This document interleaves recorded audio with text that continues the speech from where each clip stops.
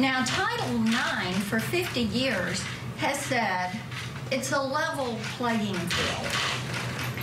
That you've got women's sports and you've got men's sports. And the Biden administration has decided they're going to erase women's sports. Indeed, they want to erase the word woman.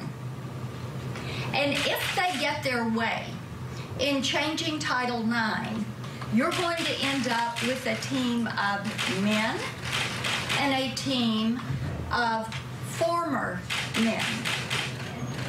That's what you're going to have. And it is women that are going to be sidelined. In your political news this morning, the Biden administration now moving to expand Title IX protections, but many within the GOP do not agree. Republican Senator Marsha Blackburn there speaking at an event focusing on the 50th anniversary. Title IX protects people sex-based discrimination in education and other programs that receive federal assistance. The Biden administration is proposing sweeping changes that are meant to undo rules that were issued during the Trump administration.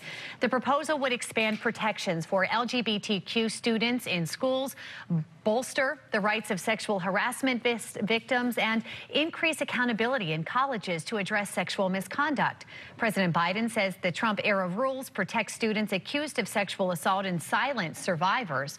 The overhaul is likely to be challenged by conservatives and lead to legal battles over transgender students in schools and sports.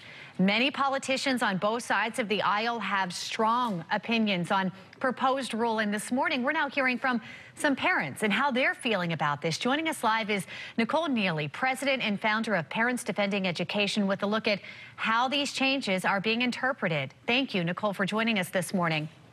Thank you for having me. So where does your organization stand on this? There's a lot unraveling. How are you feeling? We are deeply concerned by the expansion of the definition of sex within Title IX. This was codified in 1972, and it prevents discrimination on the basis of sex. The Biden administration is now expanding that to include gender identity, which is what Senator Blackburn was alluding to. But in so doing, that's something that has to be done by Congress, and it has come up every year in Congress, and it fails because it's something that is deeply unpopular. In so doing, we're concerned that it threatens both the fairness of athletics, the privacy of sex-segregated spaces, as well as the safety of female athletes and people in those private spaces. And so parents across the country are deeply concerned, and we plan to make our concerns known to the administration. You know, Nicole, the concern seems to be mostly in the athletic field, not so much in the classroom, but when it comes to athletics. Is that correct? Well, actually, we do have concerns in the classroom. They are stomping on the First Amendment, unfortunately, by expanding the definition of what a hostile environment is. This is, for all intents and purposes, a must-say-they bill. If students or teachers were to use a student's incorrect pronoun, as the student were to deem it, then they can get in trouble. That could be considered a Title IX violation. It is compelling speech. It is trying to force and own real estate in children's mouths and heads, and they are not entitled to that. I know you said that there's a parent group that's going to fight this. What are you hoping to see from Congress in the meantime, or what are you asking them to do?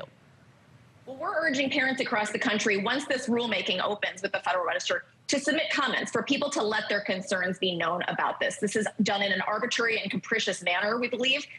They're overreaching. Again, this should be done through Congress. We're hoping that there will be hearings about this. There will be investigations into this, because this is something that should be done through proper channels. This is not something that should be done just through the regulatory process. People interested in joining you and voicing their concerns, what's next? Where would they meet up? Where would they speak to you?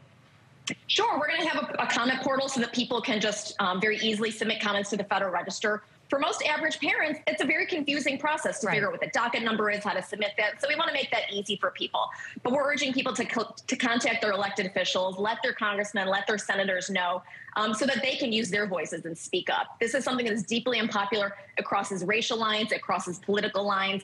And I think this is a significant overreach by the administration, and they will come to regret this. And hopefully just more education so people understand what's going on here will help. Thank you for sharing your side. Thank you.